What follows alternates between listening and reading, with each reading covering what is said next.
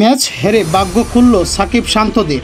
ICC থেকে পেল দারুণ সুখবর। বিস্তারিত থাকছে প্রতিবেদনের বাকি অংশে। গ্রুপ পর্বে 4 ম্যাচে 3টিতে জয় পেয়েছে বাংলাদেশ, আর সবকটি জয়ের বড় অবদান ছিল বোলারদের। এবার সুপার 8-এ এসে ব্যর্থ তাসকিন এবং মুস্তাফিজুর রহমান। অস্ট্রেলিয়ার বিপক্ষে ন্যূনতম লড়াইটা করতে পারেনি বাংলাদেশ। বৃষ্টি বিঘ্নিত ম্যাচে ডিএলএস মেথডে 28 রানে জয় পেয়েছে অজিরা। তবে ম্যাচ হারলেও বাংলাদেশের পাশে দাঁড়ালো আইসিসি নিজেই। এমনকি বাংলাদেশের সেমিফাইনালে ওঠার রাস্তাটা দেখিয়ে দিল পোস্ট করে। কেননা আগামী ম্যাচে শক্তিশালী দল ভারতের বিপক্ষে মাঠে নামতে যাচ্ছে শান্ত বাহিনী। আর এই ম্যাচে যদি হারে বাংলাদেশ, তারপরেও সুযোগ থাকবে একটি ম্যাচে খেলার জন্য। সেটি হচ্ছে আফগানিস্তানকে বড় ব্যবধানে হারাতে হবে।